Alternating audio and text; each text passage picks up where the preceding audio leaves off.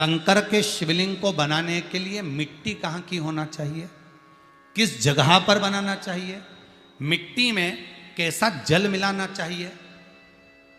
जब शिवलिंग का निर्माण करें, शंकर के शिवलिंग को जब बनाएं तो सबसे पहले कैसे बनाएं, उस तक का विधान शिव महापुराण में और लिंग पुराण में कहा गया। महाराज कहा क्यारे की मिट्टी हो, क्यारा मतलब समझिएगा जिस मिट्टी पर कोई गंदगी ना करी गई हो, ऐसी जगह का कोई भाग मिट्टी का लाया जाए जहां कोई गंदगी ना करे।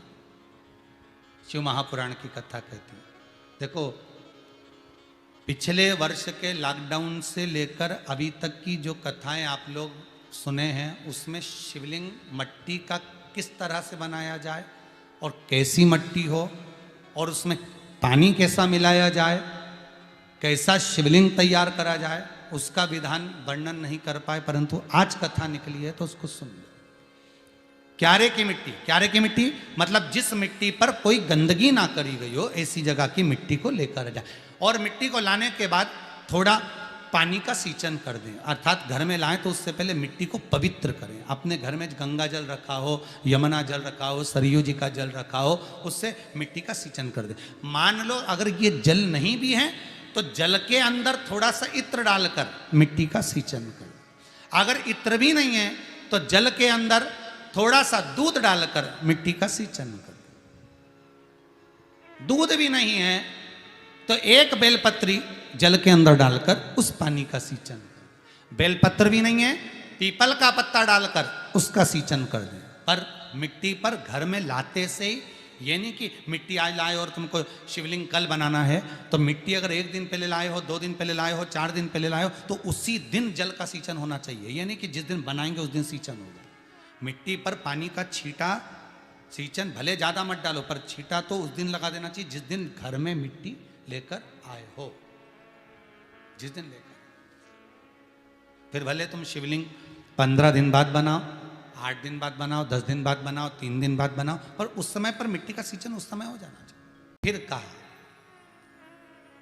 जिस दिन शिवलिंग का निर्माण करो उस दिन प्रातः में अगर आप शिवलिंग बना रहे हैं तो ब्रह्म मुहूर्त में मिट्टी को गला दो। किस पानी से गलाना है उसका भी प्रमाण, उसका भी शास्त्र वर्णन करा। किस जल से गलाया जाए, शिव महापुराण की कथा कहती है अगर आपको आज शिवलिंग का निर्माण करना है, शाम को आप शिवलिंग का निर्माण कर रहे हो, तो अपने पानी का जो मटका होता है, हंडा होता है, रसोई घर में जहां पानी भर कर रखते हो, उसके नजदीक में एक कलश जिसमें अलग से ताजा जल भरा जाए और उस पर प्लेट ढकी हो और उस पर एक चावल का दाना रखा हो, उस जल को लेकर आओ। थोड़ी देर रखा रहे, आधा घंटा, 2 घंटा, 3 घंटा, 15 मिनट, 20 मिनट, पर वो पानी वहां रखा होना चाहिए। रसोई घर में अन्नपूर्णा का निवास होता है, परिंदे के पास पितरों का निवास होता है, अन्नपूर्णा पित्र सब रसोई घर के भीतर विराजमान होते हैं।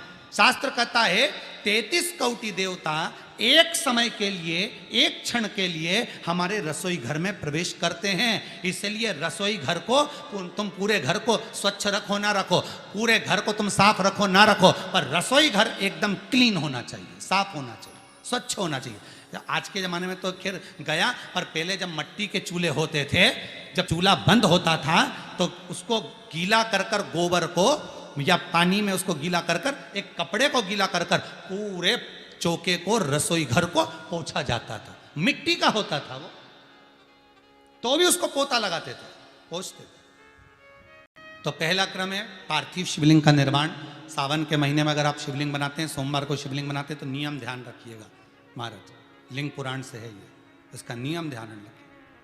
क्या करना है, मिट्टी को लाना है, जल का छींटा देना, छींटा जरूर देना, घर में लेकर आए और जल का छींटा होना जरूरी है। 2 दिन तक, 3 दिन तक मिट्टी रखी हुई है और उसके बाद अगर आपने पानी का छींटा नहीं दिया है और आपने डायरेक्ट मिट्टी को गला दिया और उसके बाद बनाया, तो उसका कोई प्रमाण नहीं। जल का छींटा अवश्य। फिर उसको रख दें, 15 दिन बाद बनाओ, 4 दिन बाद बनाओ, 3 दिन बाद बनाओ, 2 दिन बाद बनाओ, शिवलिंग जब बनाओ तब उस मिट्टी को, जो कलश आपने रसोई घर में रखा है चावल का दाना रखकर प्लेट के ऊपर, अर्थात उस कलश का जल उस मिट्टी में थोड़ा सा डालिए। क्यों डाला जाता है उसका भी भाव वर्णन किया है। अब भविष्य पुराण, स्कंद पुराण और अग्नि पुराण, इन तीनों से ले लिया गया, वर्णन किया गया। जब उस कलश का जल हम डालते हैं तो उस कलश में पितरों का भाव आ जाता है, अन्नपूर्णा का भाव आ जाता है, घर में लक्ष्मी का भाव आ जाता है, संपदा का भाव आ जाता है। पूरे 24 घंटे के अंदर एक क्षण के लिए रसोई घर में 33 कोटि देवता आते हैं, तो वो देवता का सारा भाव उस कलश के अंदर आ जाता है। और वो जल जब हम उस मिट्टी में मिलाते हैं तो गंगा, यमुना, सरयू, सरस्वती, ये 33 कोटि देवता में, तो इन सब का आनंद उस जल में आ जाता है। और वो जल जब हम मिट्टी में मिलाते हैं तो मिट्टी पवित्र हो जाती है, स्वयं कैलाश अधिपति को स्वीकार करने के लायक हो जाती है, निर्मित करने के लायक हो जाती है।